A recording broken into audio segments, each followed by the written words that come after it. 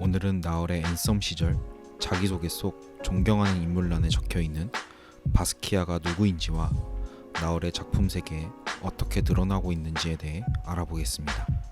풀네임 장 미셸 바스키아, 1960년 12월 22일 뉴욕 브루클린 출생. IT 출신 아버지와 푸에르토리코 출신 어머니 사이에서 4남매 중 둘째로 태어난 그는 패션 디자인을 하는 어머니의 영향으로 뉴욕 메트로폴리탄, 모마, 브루클린 미술관을 다니며 어렸을 때부터 예술적 영감을 얻게 되었습니다. 7살 때 큰 교통사고로 비장을 떼어내고 장시간 입원 중일 때 그의 어머니는 의대 전공 해부학서적인 그레이의 해부학을 선물하기까지 했는데, 이 경험으로 후에 바스키아의 많은 작품에서 삶과 죽음을 표현하는데 해부학적 소재들과 결합하여 표현되었다고 보여집니다. 그는 1978년 알 디아즈와 함께 낡아 빠진 것들을 뜻하는 Same Old Shit, 세이모를 결성하여 거리에 낙서를 해나가기 시작합니다. 세이모 뒤에 저작권 표시인 C를 붙인 이유는 그냥입니다. 별 다른 뜻 없이 저작권 기호를 붙이면 더 멋있어 보이기 때문입니다. 어렸을 적 휘황찬란했던 우리의 버디버디 아이디를 생각하시면 이해가 쉬우리라 생각됩니다.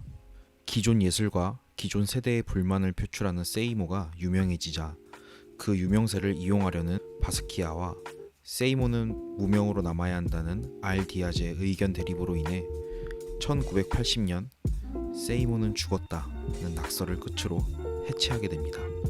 거리 낙서로 시작된 바스키아의 예술, 지금부터 장 미셸 바스키아와 나얼의 연결고리에 대해 알아보겠습니다.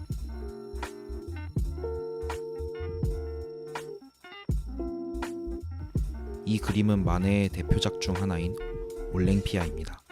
마네가 활동하던 프랑스 제2제정의 급속한 도시화로 급격한 경제성장이 이루어졌지만 그 이면에는 날로 극심해지는 빈부격차가 있었습니다. 돈을 벌기 위해 도시로 온 많은 여성들이 부족한 생활비를 충당하기 위해 매춘부가 되고 있는 상황이었습니다. 공공연하게 매춘이 이루어진다는 뜻은 반대로 그만큼의 수요가 있기 때문이고, 그림 속에 매춘부를 등장시키는 당시 파격적인 시도로 부르주아 남성들의 민낯을 드러낸 것이죠. 매춘부를 신화 속 비너스처럼 주인공으로 등장시켜 당시 남성 부르주아의 이중적인 모습을 고발한 이 작품에도 불편한 진실이 숨겨져 있는데요. 바로 흑인 하녀가 그림 속 올랭피아를 돋보이게 하기 위한 장치로 사용됐다는 점입니다. 1844년 마네가 어머니에게 쓴 편지를 통해 그 단서를 찾을 수 있습니다. 올랭피아의 출중한 미모를 돋보이게 하기 위해 못생긴 여자가 필요했고, 이를 위해 흑인 여자를 소비한 것이죠. 이 사실을 알고 있는 바스키아는 올랭피아의 장치로 소비되어 버린 하녀가 주인공이 되는 그림을 그려 예술계에서 흑인을 소비해온 방식에 저항합니다. 검은 배경에 묻혀있던 하녀의 얼굴은 캔버스의 중앙부에 명확히 인지할 수 있게 그려지고, 기존의 주인공이었던 올랭피아는 형체를 알아볼 수 없을 정도로 캔버스에서 벗어나게 그립니다. 그리고는 올랭피아의 발이 있을 법한 위치에 fit이라고 적어놓습니다. 왼쪽 중앙에는 Detail of Made from Olympia 라고 적혀있어 인종차별에 저항하는 메시지를 더 강력하게 드러내고 있습니다. 이렇듯 바스키아는 명화를 다시 그림으로써 인종차별적 시각이 만연한 예술계에 저항하고자 했습니다.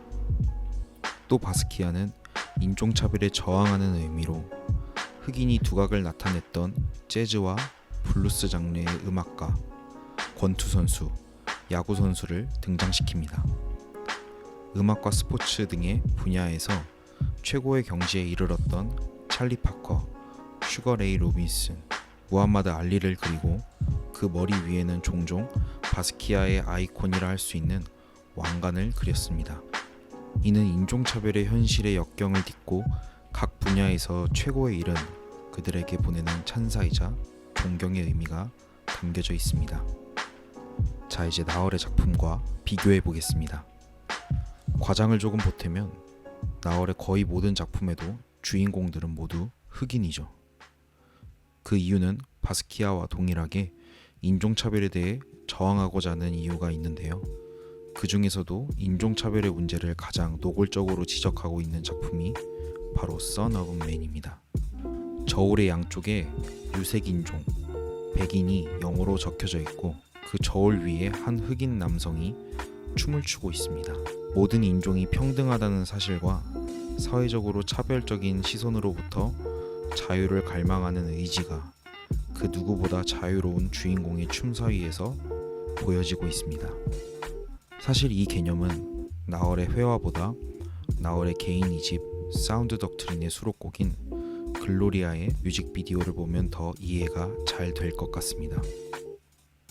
한 주택에서 흑인 발레리노가 글로리아의 노래에 맞춰 자유롭게 춤을 추는 모습을 담은 이 뮤직비디오를 보면 그 춤 사이가 가히 아름다워 흑인 발레리노가 우리의 눈에 익숙치 않았을 뿐 아름다움을 느끼는데 피부색이 전혀 문제가 되지 않는다는 것을 6분 17초 동안 가히 아름다운 가창으로 담은 노래와 함께 전해주고 있습니다.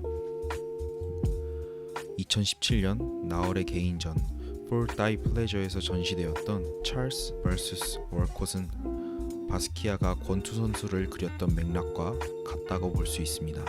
에저드 찰스가 어퍼컷을 하고 있는 그림이 거칠게 그려져 그 역동성이 전해지는 작품인데 그 그림의 밑 문으로 들어가면 1949년 6월 22일에 있었던 저지 조 월콧과 에저드 찰스의 1차전 경기 영상이 편집 없이 진행되고 있던 작품입니다.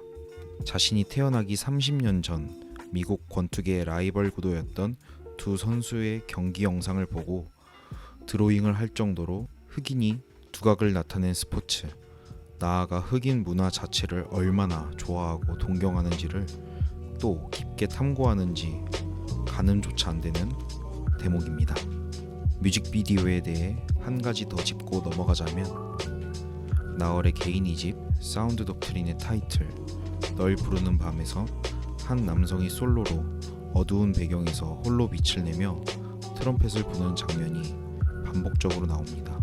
등장하는 인물이 흑인이 아니기에 의도했는지는 의문이 남긴 하지만 마치 바스키아가 연주자 찰리 파커를 암시하는 주인공에게 찬사를 보내는 트럼펫을 오마주한 듯 묘하게 겹쳐지는 부분이 있는 것 같습니다.